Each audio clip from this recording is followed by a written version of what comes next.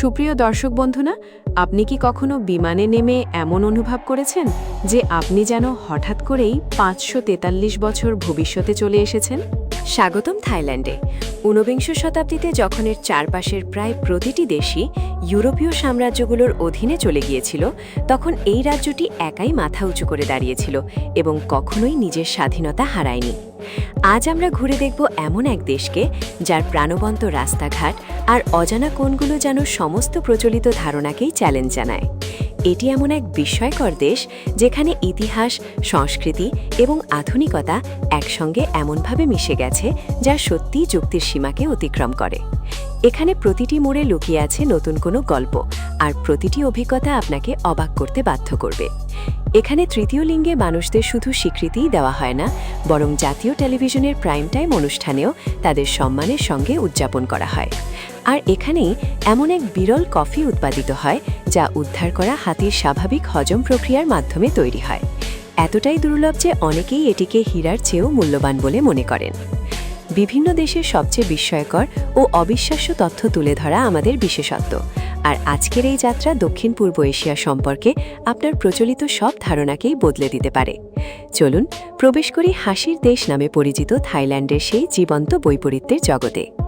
প্রথমেই কূটনৈতিক দাবার এক অতুলনীয় খেলোয়াড়। ঊনবিংশ শতাব্দীতে যখন ইউরোপের শক্তিশালী সাম্রাজ্যগুলো দক্ষিণ পূর্ব এশিয়াকে নিজেদের মধ্যে ভাগ করে নিচ্ছিল, তখন থাইল্যান্ড এক অসাধারণ কূটনৈতিক দক্ষতার মাধ্যমে নিজের স্বাধীনতা ধরে রাখতে সক্ষম হয়েছিল। ঊনবিংশ শতাব্দীতে ইউরোপীয় শক্তিগুলো দক্ষিণ পূর্ব এশিয়াকে যেন ছুটির দিনের কেকের মতো নিজেদের মধ্যে ভাগ করে নিচ্ছিল। ব্রিটিশরা দখল করে নিয়েছিল বার্মা, মালায়া ও সিঙ্গাপুর। ফরাসিরা নিজেদের নিয়ন্ত্রণে নিয়েছিল ভিয়েতনাম, লাওস এবং কম্বোডিয়া, আর ডাচদের শক্ত অবস্থান ছিল ইন্দোনেশিয়ায়। চারপাশের প্রায় প্রতিটি দেশই বিদেশি শাসনের অধীনে চলে গিয়েছিল। শুধু একটি রাজ্য ব্যতিক্রম ছিল, সেটি হলো থাইল্যান্ড, যা তখন সিয়াম নামে পরিচিত ছিল। একাই দাঁড়িয়ে থেকে দেশটি নিজের স্বাধীনতা রক্ষা করতে সক্ষম হয়েছিল। এই অবিশ্বাস্য কৃতিত্বের পেছনে সবচেয়ে বড় ভূমিকা ছিল রাজা চুলালঙ্কর্ণের, যিনি 1868 থেকে 1910 সাল পর্যন্ত দেশ শাসন করেন। আধুনিক অস্ত্রে সজ্জিত ঔপনিবেশিক শক্তিগুলোর বিরুদ্ধে অসম যুদ্ধ শুরু না করে তিনি ইতিহাসের অন্যতম সেরা কূটনৈতিক কৌশল প্রয়োগ করেছিলেন। তিনি তার নিজের ছেলেদের ইউরোপে পড়াশোনা করতে পাঠিয়েছিলেন, যাতে তারা পশ্চিমা বিশ্বের চিন্তাধারা ও কৌশল গভীরভাবে বুঝতে পারে। একই সঙ্গে তিনি দ্রুত দেশের নৌবাহিনী, রেলপথ, শিক্ষা ব্যবস্থা এবং ব্যাংকিং খাতকে আধুনিক করে তোলেন। রাজা কুইন ভিক্টোরিয়া এবং ফ্রান্সের রাষ্ট্রপতির সঙ্গে দক্ষতার সঙ্গে সম্পর্ক গড়ে তুলে তিনি দুটি শক্তিশালী ঔপনিবেশিক সাম্রাজ্যকে একে অপরের বিরুদ্ধে ভারসাম্য বজায় রেখে পরিচালনা করেছিলেন, যা এশিয়ার ইতিহাসে অন্যতম সেরা কূটনৈতিক কৌশল হিসেবে বিবেচিত হয়। তবে নিজের দেশের মূল অংশকে রক্ষা করতে গিয়ে তাকে বড় এবং বেদনাদায়ক ত্যাগ স্বীকার করতে হয়েছিল। সিয়ামকে বর্তমান লাওস ও কম্বোডিয়ার বিশাল অংশ ফ্রান্সের কাছে ছেড়ে দিতে হয়, কিন্তু এই কঠিন সিদ্ধান্তের ফলেই দেশের কেন্দ্রভাগ স্বাধীন থাকতে পেরেছিল। আর এভাবেই থাইল্যান্ড দক্ষিণ পূর্ব এশিয়ার একমাত্র দেশ হিসেবে বিদেশি উপনিবেশে পরিণত হওয়া থেকে নিজেকে রক্ষা করতে সক্ষম হয়। বর্তমান মালয়েশিয়ার উত্তরাঞ্চলে 4টি মালাই রাজ্যেও ব্রিটিশদের হাতে তুলে দিতে হয়েছিল। সব মিললে সিয়াম তার ঐতিহাসিক ভূখণ্ডের প্রায় 40% হারিয়েছিল, কিন্তু এই বিশাল মূল্য ঝুঁকিয়ে তারা যা রক্ষা করতে পেরেছিল তা ছিল আরও মূল্যবান: রাজধানী, রাজমুকুট এবং জাতির গভীর সাংস্কৃতিক পরিচয়। রাজা চুলালঙ্কন মূলত দেশের আত্মাকে বাঁচানোর জন্য সীমান্তের কিছু অংশ ত্যাগ করেছিলেন। আজও যখন আপনি আধুনিক ব্যাংককের রাস্তায় হাঁটবেন, তখন সেই গভীর স্বাধীনতার অনুভূতি স্পষ্টভাবে উপলব্ধি করতে পারবেন। থাই জনগণ শুধু এই ইতিহাস বইয়ে পড়ে না, তারা এটিকে নিজেদের গর্ব ও পরিচয়ের অংশ হিসেবে ধারণ করে, কারণ তারা জানে তাদের দেশ এমন এক বিরল ইতিহাসের অধিকারী যেখানে চারপাশে সবাই উপনিবেশে পরিণত হলেও তারা নিজেদের স্বাধীনতা অক্ষুণ্ণ রাখতে পেরেছিল। এই ঐতিহাসিক গৌরব আজও থাই জাতীয় চেতনার অন্যতম শক্তিশালী ভিত্তি। 2 নম্বর, স্বাধীন মানুষের দেশ। থাইদের সেই গভীর ও অটুট স্বাধীনতার গর্ব শুধু তাদের ইতিহাসেই নয়, দেশটির নামের মধ্যেও গাঁথা রয়েছে। থাই শব্দটির সরাসরি অর্থই হল মুক্ত বা স্বাধীন। তবে এখানে স্বাধীন বলতে দেশের আভ্যন্তরীণ নিয়মকানুন থেকে মুক্তিকে বোঝানো হয় না, বরং বিদেশি শাসনের অধীন না হওয়ার গৌরবকে বোঝানো হয়। শতাব্দীর পর শতাব্দী ধরে লালিত এই স্বাধীনতার চেতনা আজও থাই জনগণের দৈনন্দিন জীবনের প্রায় প্রতিটি ক্ষেত্রে প্রতিফলিত হয়। এর একটি চমৎকার উদাহরণ দেখা যায় তাদের ক্যালেন্ডার ব্যবস্থায়।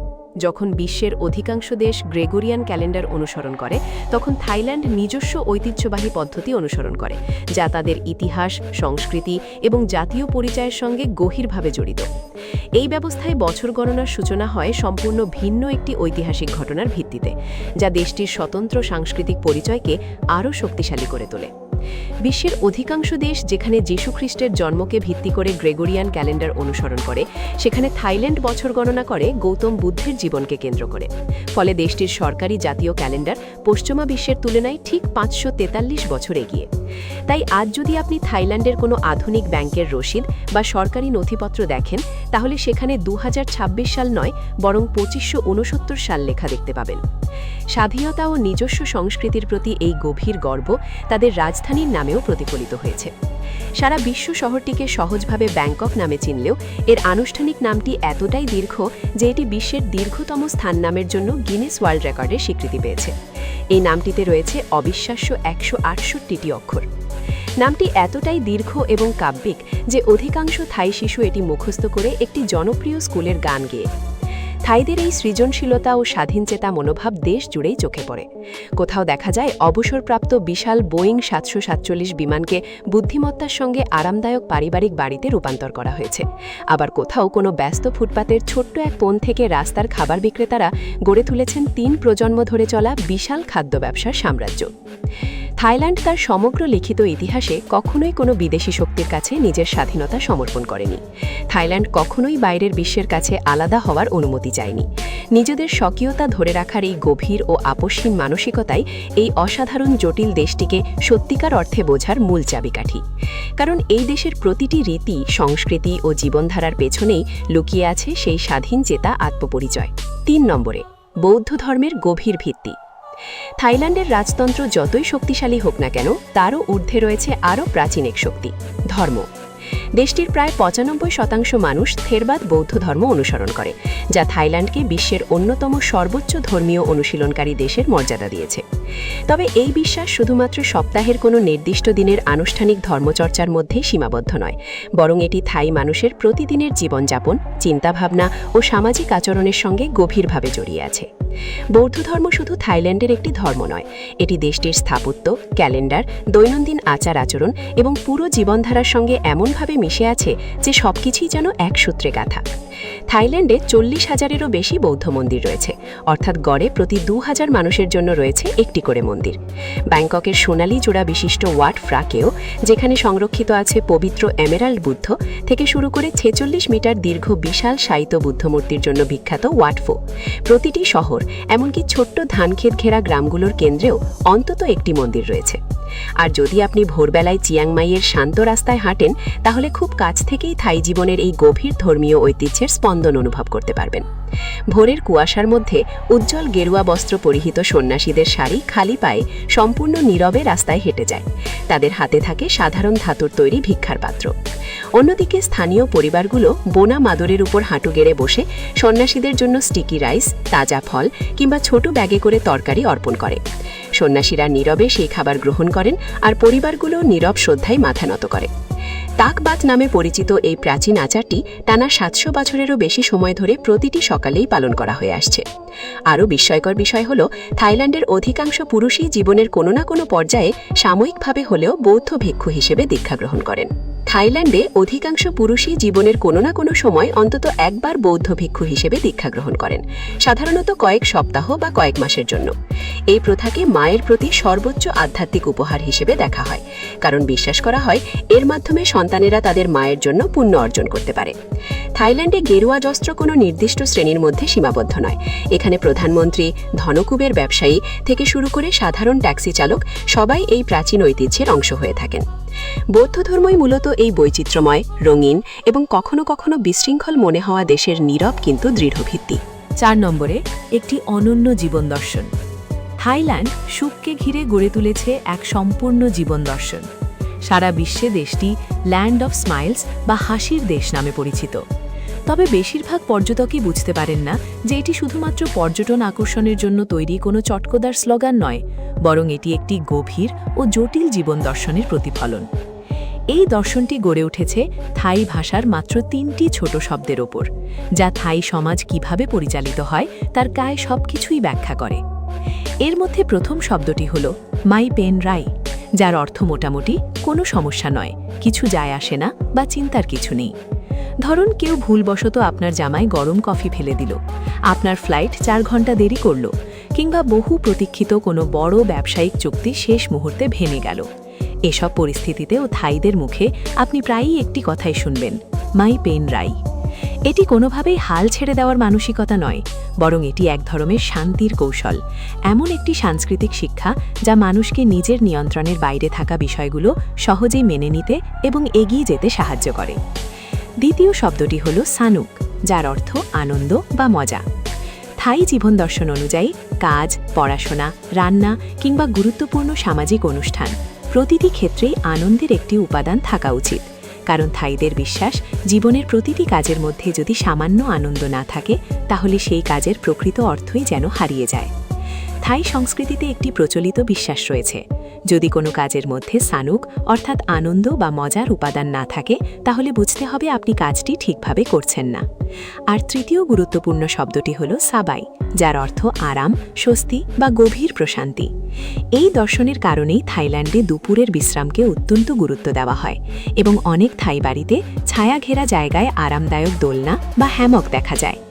যখন মাই পেন রাই, সানুক এবং সাবাই এই 3টি দর্শন একত্রিত হয় তখনই জন্ম নেয় সেই বিখ্যাত থাই হাসি, যার জন্য দেশটি সারা বিশ্বে পরিচিত। মজার বিষয় হল নৃতত্ত্ববিদরা থাই সংস্কৃতিতে অন্তত 13 ধরনের ভিন্ন হাসির অস্তিত্ব শনাক্ত করেছেন এবং প্রতিটি হাসিরই রয়েছে আলাদা সামাজিক অর্থ। এর মধ্যে রয়েছে ভদ্রতার হাসি, ক্ষমা চাওয়ার হাসি, বিব্রত হওয়ার হাসি, অস্বস্তি লুকানোর হাসি, এমনকি এমন হাসিও রয়েছে যা শুধু সামাজিক সম্প্রীতি বজায় রাখার জন্য ব্যবহার করা হয়। এমনকি থাই সংস্কৃতিতে এমন হাসিও রয়েছে যা দিয়ে মানুষ রাগ প্রকাশ করে তবে ভদ্রতাও বজায় রাখে, আবার দুঃখ প্রকাশের জন্য রয়েছে আলাদা ধরনের হাসি। একজন থাই মানুষের কাছে মুখের অভিব্যক্তি কেবল অনুভূতি প্রকাশের মাধ্যম নয়, বরং এটি সামাজিক সম্প্রীতি বজায় রাখার জন্য ব্যবহৃত এক অত্যন্ত সূক্ষ্ম ও গুরুত্বপূর্ণ উপকরণ। 5 নম্বরে অলিখিত নিয়মগুলো। থাইদের এই শান্তিপূর্ণ জীবন দর্শনকে সত্যিকার অর্থে বুঝতে হলে আপনাকে সেই অদৃশ্য নিয়মগুলোও বুঝতে হবে, যা প্রতিটি থাই মানুষ জন্মের পর থেকেই শিখে বড় হয়। পৃথিবীর প্রতিটি দেশের মতো থাইল্যান্ডেরও নিজস্ব কিছু রীতিনীতি রয়েছে, তবে থাইল্যান্ডে শারীরিক আচরণের মধ্যেই লুকিয়ে আছে সম্মান প্রদর্শনের এক সম্পূর্ণ নীরব ভাষা। এখানে মানুষ একে অপরের সঙ্গে দেখা হলে সাধারণত করমর্দন করে না, বরং তারা 2 হাত জোড় করে বুকের সামনে এনে সম্মান প্রদর্শন করে, যা থাই সংস্কৃতির অন্যতম গুরুত্বপূর্ণ সামাজিক আচরণ। 2 হাত বুকের সামনে জোড় করে হালকা ঝুঁকে যে অভিবাদন জানানো হয় তাকে বলা হয় ওয়াই। এই অভিবাদনের সময় হাত কতটা উঁচুতে তোলা হচ্ছে সেটিই নির্ধারণ করে আপনি অপর ব্যক্তিকে কতটা সম্মান দিচ্ছেন। ঘনিষ্ঠ কোনো বন্ধুকে অভিবাদন জানাতে হাত সাধারণত থুথুনির কাছে রাখা হয়, বয়োজ্যেষ্ঠ বা শিক্ষকের ক্ষেত্রে হাত নাকের কাছে ওঠে, আর কোনো বৌদ্ধ ভিক্ষুক বা রাজপরিবারের সদস্যকে সম্মান জানানোর সময় 2 হাত এতটাই উঁচুতে তোলা হয় যে বৃদ্ধাঙ্গুলি কপাল স্পর্শ করে। থাইল্যান্ডে মানবদেহ সম্পর্কেও কিছু গভীর সাংস্কৃতিক বিশ্বাস রয়েছে যা জানা অত্যন্ত গুরুত্বপূর্ণ। এর মধ্যে সবচেয়ে গুরুত্বপূর্ণ নিয়ম হল কোনো অবস্থাতেই একজন থাই ব্যক্তির মাথার উপরের অংশ স্পর্শ করা উচিত নয়। থাই সংস্কৃতিতে মাথাকে শরীরের সবচেয়ে পবিত্র, মর্যাদাপূর্ণ এবং আধ্যাত্মিকভাবে সর্বোচ্চ অংশ হিসেবে বিবেচনা করা হয়। থাই সংস্কৃতিতে বিশ্বাস করা হয় মানুষের আত্মা বা আধ্যাত্মিক শক্তি মাথার মধ্যেই অবস্থান করে। এ কারণেই মাথাকে শরীরের সবচেয়ে পবিত্র ও সম্মানিত অংশ হিসেবে দেখা হয়। তাই মজা করেই হোক বা স্নেহবশতই হোক, এমনকি কোনো শিশুর মাথায় হাত দেওয়াও অনেক ক্ষেত্রে গভীরভাবে অসম্মানজনক বলে বিবেচিত হয়। ঠিক একই যুক্তিতে পাকে শরীরের সবচেয়ে নিচু ও অপবিত্র অংশ হিসেবে দেখা হয়। তাই কারো দিকে, কোনো পবিত্র বুদ্ধ মূর্তির দিকে বা রাজপরিবারের সদস্যের ছবির দিকে পা তুলি নির্দেশ করা থাই সংস্কৃতিতে গুরুত্বপূর্ণ অসম্মান হিসেবে গণ্য হয়। এজন্য বসার সময় সবসময় পা শরীরের নিচে সুন্দরভাবে গুটিয়ে রাখা বা অন্যদের থেকে দূরের দিকে রাখা উচিত। এছাড়াও থাইল্যান্ডে প্রায় সর্বত্রই ঘরে, মন্দিরে এবং অনেক ব্যবসা প্রতিষ্ঠানে প্রবেশের আগে জুতা খুলে রাখা বাধ্যতামূলক। থাইল্যান্ডে জুতা খোলার বিষয়টি শুধু বাড়ি বা মন্দিরেই সীমাবদ্ধ নয়, অনেক ছোট স্থানীয় দোকান কিংবা ব্যবসা প্রতিষ্ঠানেও প্রবেশের আগে জুতা খুলে রাখা একটি সাধারণ নিয়ম। প্রথম দেখায় এগুলো হয়তো ছোটখাটো দৈনন্দিন শিষ্টাচার বলে মনে হতে পারে, কিন্তু পারস্পরিক সম্মান ও সামাজিক সৌহার্দ্যের ভিত্তিতে গড়ে ওঠা থাই সমাজে এই নিয়মগুলোর গুরুত্ব অত্যন্ত গভীর। 6 নম্বরে, জাতির কেন্দ্রবিন্দু। থাই জনগণ যেসব বিষয়কে সর্বোচ্চ সম্মান দেয় তার মধ্যে রাজতন্ত্রের প্রতি তাদের শ্রদ্ধার তুলনা নেই। বিশ্বের অনেক দেশে রাজপরিবারকে মূলত একটি সাংস্কৃতিক প্রতীক হিসাবে দেখা হয়, কিন্তু থাইল্যান্ডে রাজপরিবার শুধু একটি প্রতীক নয়, এটি দেশের জাতীয় পরিচয়, ঐক্য এবং ঐতিহাসিক ধারাবাহিকতার কেন্দ্রবিন্দু হিসাবে বিবেচিত হয়। থাইল্যান্ডে রাজপরিবারের প্রভাব এতটাই গভীর যে দেশের প্রায় প্রতিটি বাড়ি, দোকান, রেস্তোরাঁ এবং সরকারি দফতরে তাদের সরকারি প্রতিকৃতি গর্বের সঙ্গে টাঙানো দেখা যায়। রাজপরিবারের সদস্যদের জন্মদিন শুধু একটি ব্যক্তিগত উদযাপন নয়, বরং তা পরিণত হয় বিশাল জাতীয় উৎসবে, আর তাদের উপস্থিতি দেশের সর্বত্রই অনুভব করা যায়। বর্তমানে থাইল্যান্ডের সিংহাসনে রয়েছেন রাজা মাহা বাজিরালঙ্কন, যিনি রামা দশম নামেও পরিচিত। 2025 সালের বৈশ্বিক আর্থিক মূল্যায়ন অনুযায়ী তিনি বিশ্বের বর্তমান শাসনরত রাজাদের মধ্যে সবচেয়ে ধনী সম্রাট হিসাবে বিবেচিত হন। বিভিন্ন আন্তর্জাতিক হিসাব অনুযায়ী তার মোট আনুমানিক সম্পদের পরিমাণ বিস্ময়কর পর্যায়ে পৌঁছেছে। প্রায় 52 বিলিয়ন মার্কিন ডলারের এই বিশাল সম্পদের পরিমাণ ব্রিটেন, সৌদি আরব এবং ব্রুনাইয়ের রাজপরিবারগুলোর সম্মিলিত সম্পদের চেয়েও বেশি বলে ধারণা করা হয়। এই বিপুল সম্পদের অধিকাংশই পরিচালনা করে একটি বিশেষ প্রতিষ্ঠান, যার নাম ক্রাউন প্রপার্টি ব্যুরো। প্রতিষ্ঠানটি ব্যাংককের কেন্দ্রস্থলের সবচেয়ে মূল্যবান অনেক জমি ও স্থাবর সম্পদের মালিক, যার মধ্যে বিলাসবহুল হোটেল এবং বিভিন্ন আন্তর্জাতিক দূতাবাসের নিচের জমিও অন্তর্ভুক্ত রয়েছে। এছাড়াও রাজকীয় কোষাগারে বিশ্বের অন্যতম বৃহৎ রত্ন সংগ্রহ সংরক্ষিত রয়েছে, যেখানে অসংখ্য দুর্লভ ও অমূল্য রত্নের পাশাপাশি ইতিহাস সমৃদ্ধ অতি মূল্যবান সম্পদও রয়েছে। থাইল্যান্ডের রাজকীয় কোষাগারে সংরক্ষিত রয়েছে এমন একটি মুকুট যার ওজনই 7 কিলোগ্রামেরও বেশি। তবে রাজপরিবারের গুরুত্ব শুধু ঐতিহ্য বা সম্পদের মধ্যে সীমাবদ্ধ নয়, তাদের সুরক্ষার জন্য দেশটিতে বিশ্বের সবচেয়ে কঠোর আইনগুলোর কিছু কার্যকর রয়েছে। রাজা, রানী বা যুবরাজ সম্পর্কে অসম্মানজনক মন্তব্য করা গুরুতর অপরাধ হিসাবে বিবেচিত হয় এবং প্রতিটি অপরাধের জন্য 3 থেকে 15 বছর পর্যন্ত কারাদণ্ড হতে পারে। এ কারণেই এটি এমন একটি বিষয় যা নিয়ে স্থানীয় বাসিন্দা থেকে শুরু করে বিদেশি পর্যটক কেউই কখনো রসিকতা করার সাহস করেন না। 7 নম্বরে, পাথরে খোদাই করা আইন। রাজপরিবারের প্রতি এই গভীর শ্রদ্ধা সরাসরি দেশটির আইন ব্যবস্থার মধ্যেও প্রতিফলিত হয়েছে, যার ফলে থাইল্যান্ডে এমন কিছু ব্যতিক্রমধর্মী আইন গড়ে উঠেছে যা বিশ্বের অন্য অনেক দেশের তুলনায় একেবারেই আলাদা। থাইল্যান্ডে এমন কিছু আইন ও সামাজিক নিয়ম রয়েছে যা বিশ্বের অন্য অনেক দেশের মানুষের কাছে বেশ বিস্ময়কর মনে হতে পারে। উদাহরণস্বরূপ, যদি কোনো থাই ব্যাংকনোট ভুলবশত আপনার হাত থেকে পড়ে গিয়ে বাতাসে উড়তে শুরু করে, তাহলে সেটিকে থামানোর জন্য কখনোই পা ব্যবহার করা উচিত নয়, কারণ দেশটির প্রতিটি মুদ্রায় রাজাধিরাজের ছবি মুদ্রিত থাকে, আর থাই সংস্কৃতিতে পাকে শরীরের সবচেয়ে নিচু ও অপবিত্র অংশ হিসাবে বিবেচনা করা হয়। তাই রাজপরিবারের প্রতিকৃতির ওপর পা রাখা শুধু সামাজিকভাবে অসম্মানজনকই নয়, বরং এটি রাজতন্ত্রের প্রতি গুরুতর অবমাননা হিসাবেও গণ্য হতে পারে। থাইল্যান্ডের দৈনন্দিন জীবনেও জাতীয় শ্রদ্ধাবোধের এক অনন্য প্রকাশ দেখা যায়। প্রতিদিন ঠিক সকাল 8টা এবং সন্ধ্যা 6টায় সারা দেশে জাতীয় সঙ্গীত বাজানো হয়। তখন রাস্তাঘাট, পার্ক, রেল স্টেশন কিংবা জনসমাগম স্থলে থাকা মানুষজন কয়েক মুহূর্তের জন্য থেমে দাঁড়ায় এবং গভীর শ্রদ্ধার সঙ্গে জাতীয় সঙ্গীতের প্রতি সম্মান জানায়। এই দৃশ্য থাই জাতীয় পরিচয় ও ঐক্যের এক অসাধারণ প্রতীক। প্রতিদিন ঠিক সকাল 8টা এবং সন্ধ্যা 6টায় থাইল্যান্ড জুড়ে জনসাধারণের স্থানে স্থাপিত লাউডস্পিকারের মাধ্যমে জাতীয় সঙ্গীত প্রচার করা হয়। তখন অফিসগামী কর্মচারী, ব্যস্ত ক্রেতা কিংবা স্কুল পড়ুয়া শিশু সবাই যেখানে থাকুক না কেন চলাফেরা থামিয়ে পুরো 60 সেকেন্ড স্থির হয়ে দাঁড়িয়ে নিজেদের দেশের প্রতি সম্মান জানায়। জাতীয় ঐক্য ও দেশপ্রেমের এই অনন্য দৃশ্য থাই সমাজের গভীর মূল্যবোধকে স্পষ্টভাবে তুলে ধরে। এছাড়াও থাইল্যান্ডের আইন ব্যবস্থা কখনো কখনো খুব দ্রুত পরিবর্তিত হতে পারে। উদাহরণস্বরূপ, প্রায় 2 বছর ধরে থাইল্যান্ড দক্ষিণ পূর্ব এশিয়ার প্রথম দেশ হিসেবে গাঁজাকে সম্পূর্ণভাবে অপরাধমুক্ত ঘোষণা করেছিল। এর ফলে খুব অল্প সময়ের মধ্যেই দেশ জুড়ে হাজার হাজার নতুন ক্যানাবিস ডিসপেন্সারি বা বিক্রয় কেন্দ্র গড়ে ওঠে, যা দেশটির সামাজিক ও অর্থনৈতিক বাস্তবতায় এক নতুন অধ্যায়ের সূচনা করেছিল।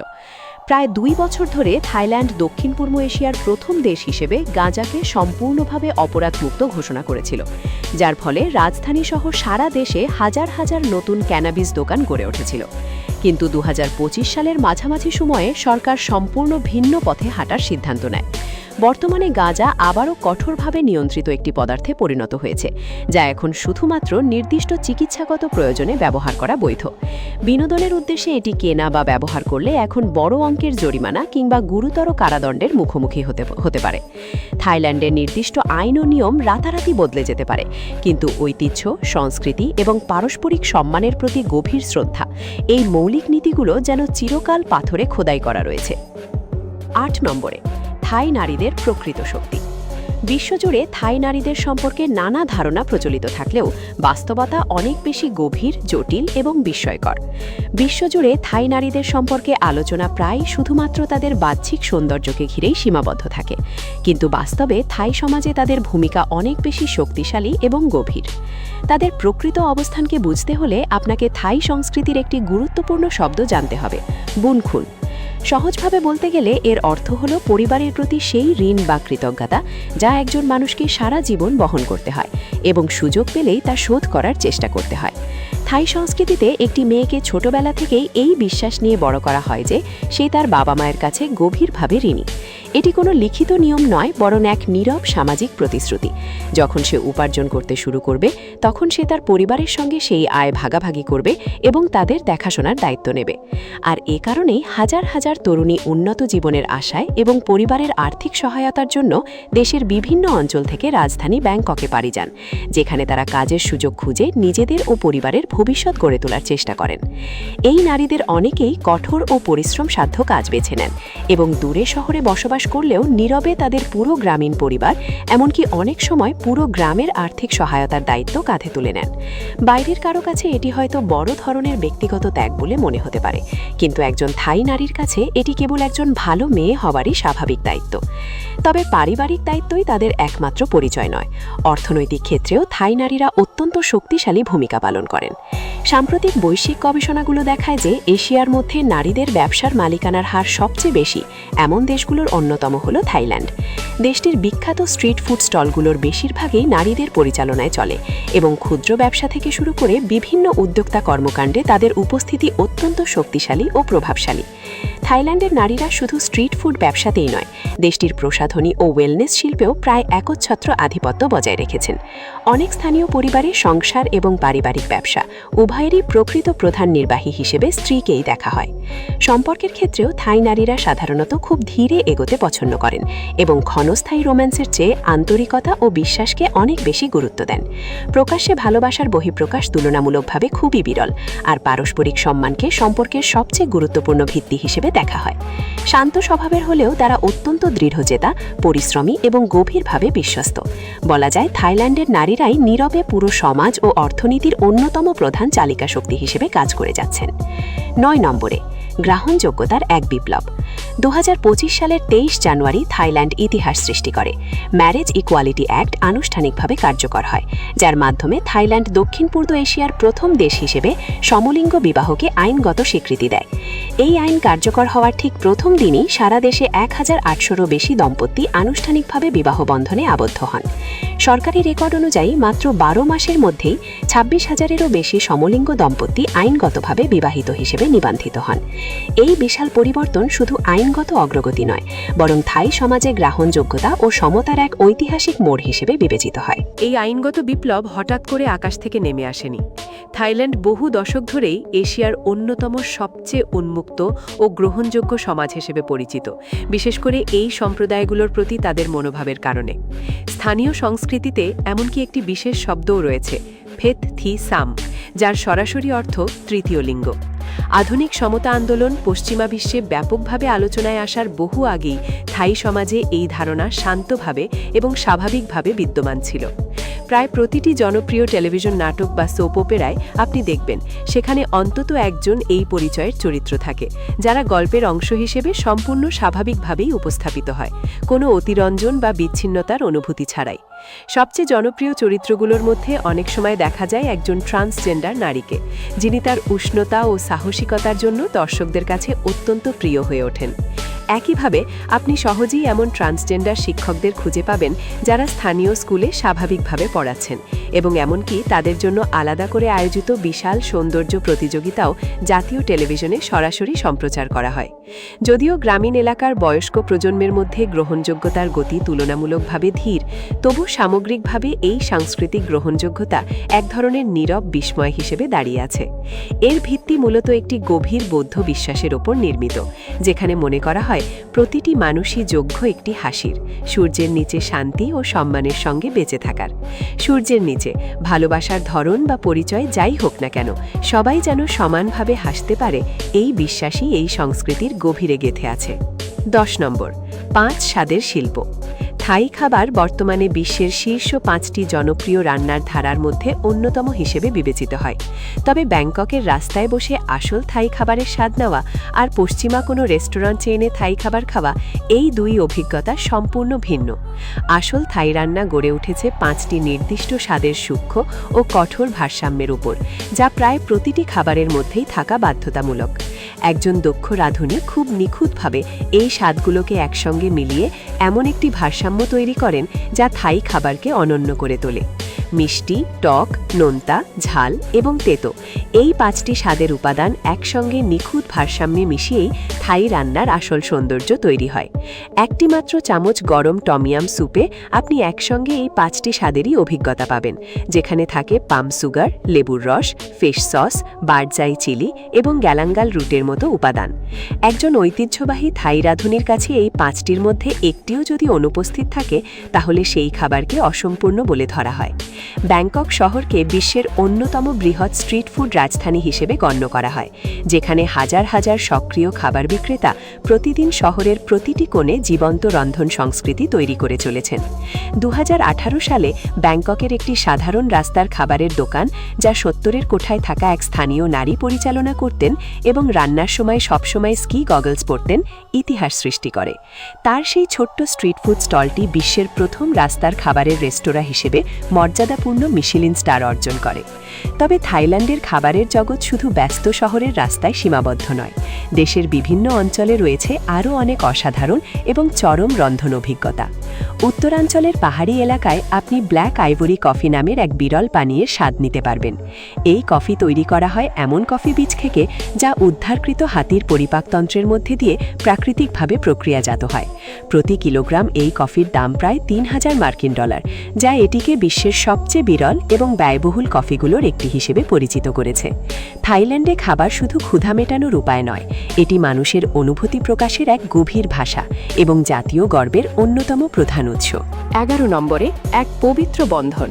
হাতি হল থাইল্যান্ডের জাতীয় প্রাণী। পৃথিবীর খুব কম দেশেই একটি আধুনিক রাষ্ট্র এবং একটি বন্যপ্রাণীর মধ্যে এত গভীর, জটিল এবং পবিত্র সম্পর্ক দেখা যায়। থাই জনগণ এবং হাতির এই বিশেষ বন্ধনের ইতিহাস প্রায় 4000 বছরেরও বেশি পুরনো। প্রাচীনকালে থাইল্যান্ডের রাজারা যুদ্ধক্ষেত্রে বিশাল আকৃতির হাতির পিঠে চড়ে যুদ্ধ পরিচালনা করতেন, আর হাতিগুলো শুধু বাহন নয়, বরং শক্তি, মর্যাদা এবং রাজকীয় ক্ষমতার প্রতীক হিসেবেও বিবেচিত হতো।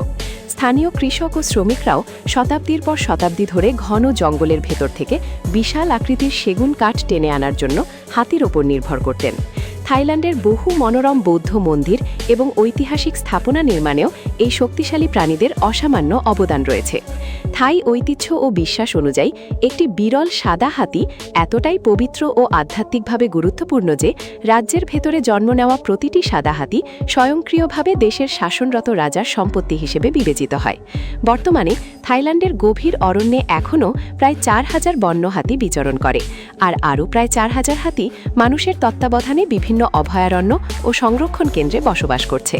গত 2 দশকে থাইল্যান্ড হাতিদের প্রতি তাদের দৃষ্টিভঙ্গিতে আমূল পরিবর্তন এনেছে এবং বর্তমানে নৈতিক প্রাণী সংরক্ষণ কেন্দ্র গড়ে তোলার ক্ষেত্রে বিশ্বের অন্যতম অগ্রণী দেশে পরিণত হয়েছে।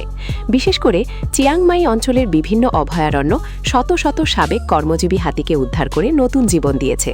এখন দর্শনার্থীরা সেখানে হাতির পিঠে চড়ার পরিবর্তে তাদের পাশে হেঁটে বেড়াতে পারেন তাজা ফল খাওয়াতে পারেন এবং নদীতে নেমে স্নেহের সঙ্গে তাদের গোসল করাতে পারেন।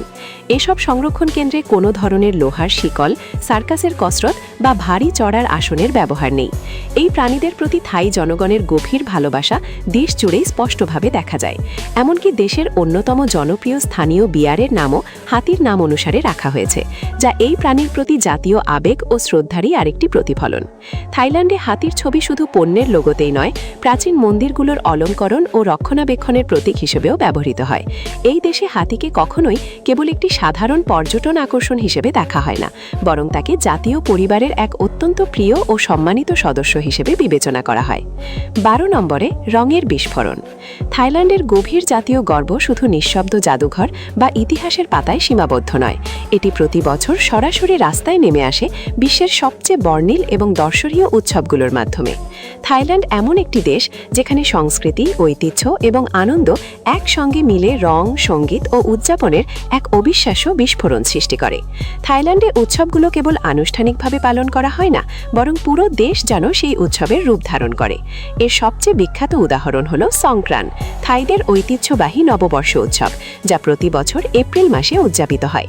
2023 সালে জাতিসংঘ এই উৎসবকে আনুষ্ঠানিকভাবে বিশ্বের অমূর্ত সাংস্কৃতিক ঐতিহ্যের তালিকায় অন্তর্ভুক্ত করে। টানা 3 দিন ধরে দেশের প্রায় প্রতিটি রাস্তা পৃথিবীর সবচেয়ে বড় জলযুদ্ধে পরিণত হয়। শিশু, অফিস কর্মী, বৌদ্ধ ভিক্ষু এবং বিদেশি পর্যটক সবাই প্লাস্টিকের পানির বন্দুক, বালতি এবং নানা ধরনের পানি ভর্তি সরঞ্জাম নিয়ে রাস্তায় নেমে আসে, আর পুরো দেশ আনন্দ, হাসি আর উচ্ছ্বাসে মুখর হয়ে ওঠে। প্লাস্টিকের পানির বন্দুক, বালতি আর পাইপ হাতে নিয়ে সবাই একে অপরের ওপর পানি ছেটাতে থাকে। এই পানি শুধু আনন্দের প্রতীক নয়, থাই বিশ্বাস অনুযায়ী এটি গত বছরে সব দুর্ভাগ্য ও নেতিবাচকতাকে ধুয়ে মুছে নতুন বছরকে স্বাগত জানানোর এক আধ্যাত্মিক প্রতীক।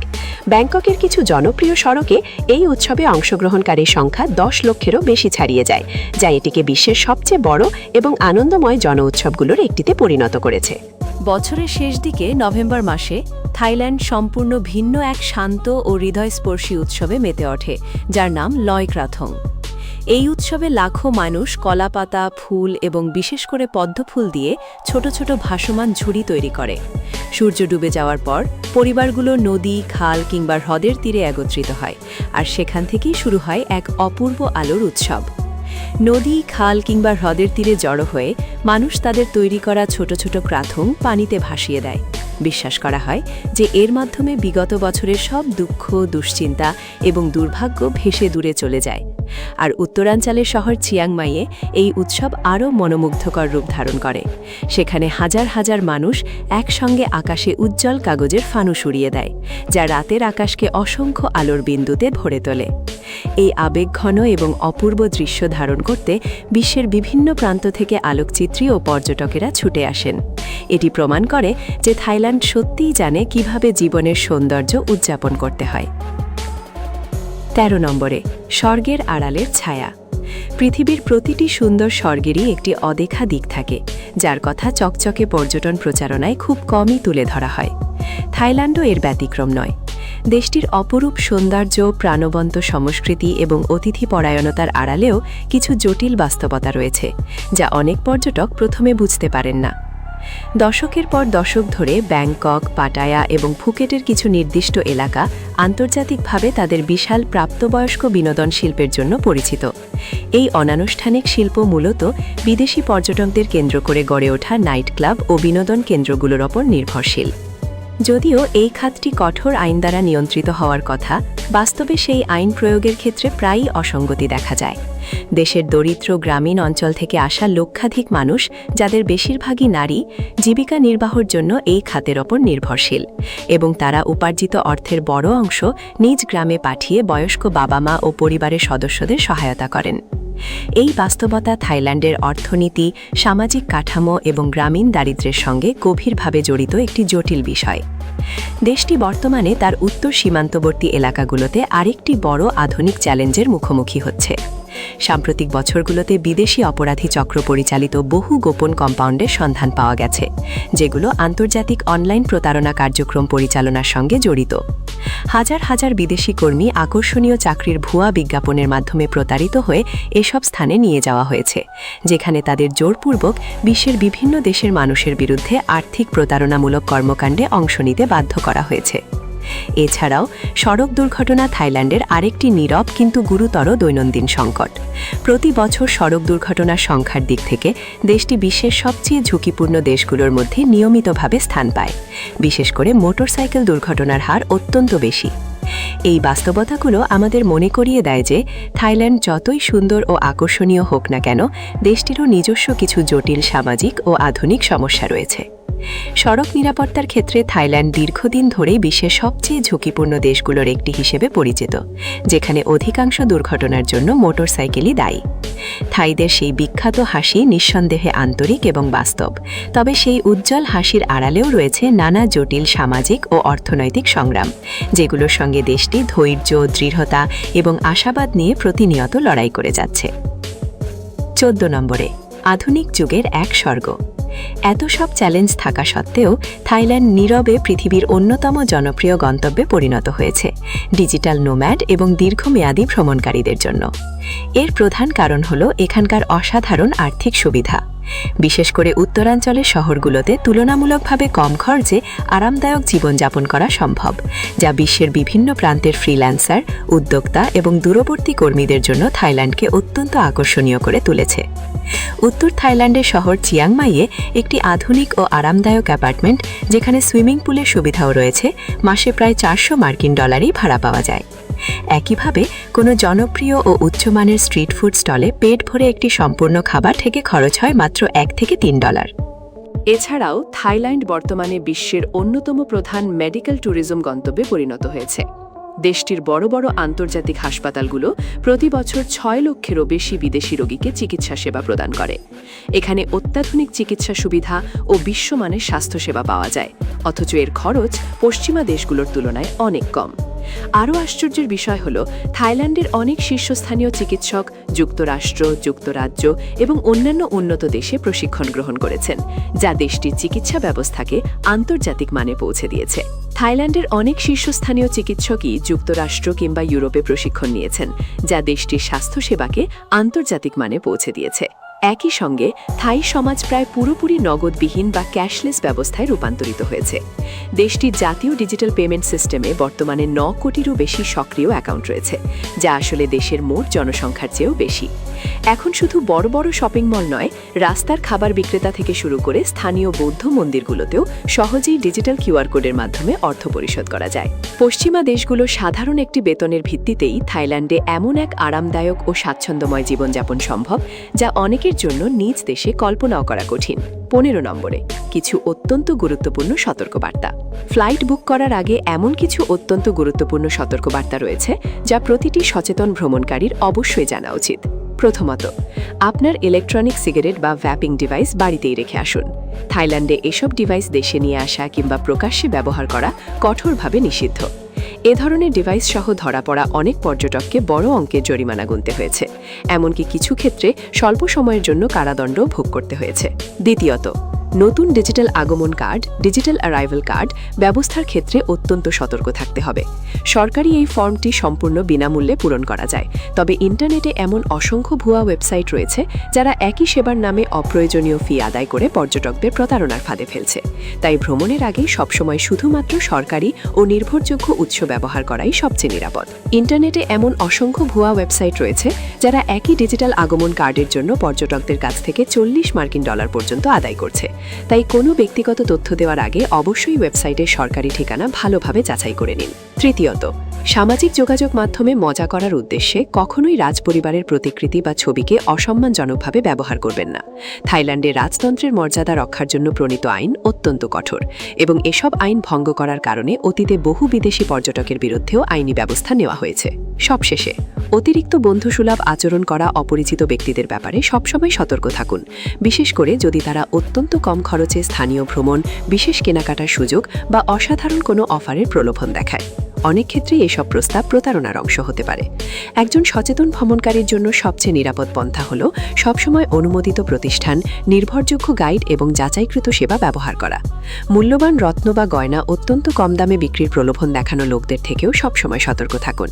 এগুলো পর্যটকদের লক্ষ্যে করে পরিচালিত সবচেয়ে পুরনো এবং পরিচিত প্রতারণার কৌশলগুলোর মধ্যে একটি। তবে সামান্য সচেতনতা এবং সাধারণ সতর্কতা অবলম্বন করলেই এই ধরনের ফাঁদ সহজেই এড়িয়ে চলা সম্ভব। সবকিছু মিলিয়ে থাইল্যান্ড একটি অত্যন্ত নিরাপদ এবং অতিথিপরায়ণ দেশ, বিশেষ করে যারা স্থানীয় সংস্কৃতি ও মানুষকে সম্মান করে তাদের জন্য। তবে ভ্রমণের আগে দেশের বাস্তবতা, সংস্কৃতি এবং সামাজিক নিয়মকানুন সম্পর্কে কিছুটা জেনে নেওয়া আপনার পুরো অভিজ্ঞতাকে আরও সমৃদ্ধ এবং আনন্দদায়ক করে তুলবে। এতক্ষণে নিশ্চয়ই আপনি বুঝতে পেরেছেন এই অসাধারণ দেশটি আসলে এক জীবন্ত বৈপরীত্যের নাম। এটি একই সঙ্গে হাজার বছরের প্রাচীন আবার অত্যন্ত আধুনিক, একদিকে অত্যন্ত প্রগতিশীল, অন্যদিকে নিজেদের ঐতিহ্য ও রক্ষণশীল মূল্যবোধেও দৃঢ়ভাবে অটল। থাইল্যান্ড এমন এক দেশ যেখানে অতীত এবং ভবিষ্যৎ, ঐতিহ্য এবং আধুনিকতা সবকিছুই একসঙ্গে সহ অবস্থান করে এক অনন্য সাংস্কৃতিক বিস্ময় সৃষ্টি করেছে। যে দেশের সম্পূর্ণ নীরব বৌদ্ধ ভিক্ষুরা প্রতিদিন সেই একই রাস্তায় হেঁটে চলেন, যেখানে আবার পৃথিবীর সবচেয়ে বড় জলযুদ্ধের উৎসবও অনুষ্ঠিত হয়। এমন বৈপরীত্যই থাইল্যান্ডকে সত্যিকার অর্থে অনন্য করে তুলেছে। আমরা আশা করি এই প্রামাণ্যচিত্রটি ঝকঝকে পর্যটন বিজ্ঞাপনের আড়ালে লুকিয়ে থাকা থাইল্যান্ডের বাস্তব ও বিস্ময়কর দিকগুলো সম্পর্কে আপনার দৃষ্টিভঙ্গিকে নতুনভাবে উন্মোচন করেছে। এখন আপনার মতামত জানার পালা। আজকের এই তথ্যগুলোর মধ্যে কোনটি আপনাকে সবচেয়ে বেশি অবাক করেছে? সেটি কী ছিল? বিশ্বের অন্যতম ধনী রাজার গল্প, টাকার ওপর পা রাখার কঠোর নিয়ম, নাকি সমলিঙ্গ বিবাহকে আইনগত স্বীকৃতি দেওয়ার ঐতিহাসিক সিদ্ধান্ত? আপনার মতামত অবশ্যই নিচের মন্তব্যের ঘরে লিখে জানান, কারণ আপনার প্রতিটি মন্তব্য আমাদের জন্য অত্যন্ত মূল্যবান এবং ভবিষ্যতে আরও চমকপ্রদ বিষয় নিয়ে আসতে আমাদের অনুপ্রাণিত করে। আপনাদের মতামত পড়াই আমার দিনের সবচেয়ে আনন্দের মুহূর্ত, তাই নিচের মন্তব্যের ঘরে অবশ্যই আপনার চিন্তাভাবনা শেয়ার করুন। যদি আমাদের পৃথিবীর অজানা এবং বিস্ময়কর সত্যগুলো নিয়ে এই গভীর অনুসন্ধান আপনার ভালো লেগে থাকে, তাহলে অবশ্যই সাবস্ক্রাইব বাটনে ক্লিক করুন এবং নোটিফিকেশন বেলটি চালু করে দিন, কারণ আমাদের সামনে এখনও একসঙ্গে আবিষ্কার করার জন্য অসংখ্য চমকপ্রদ দেশ এবং অবিশ্বাস্য গল্প অপেক্ষা করছে। আজ আপনার মূল্যবান সময় আমাদের সঙ্গে কাটানোর জন্য আন্তরিকভাবে ধন্যবাদ। নিজের যত্ন নেবেন, সুস্থ ও নিরাপদে থাকবেন, আর খুব শিগগিরই আমরা আবারও দেখা করব আরেকটি নতুন এবং রোমাঞ্চকর অভিযানে।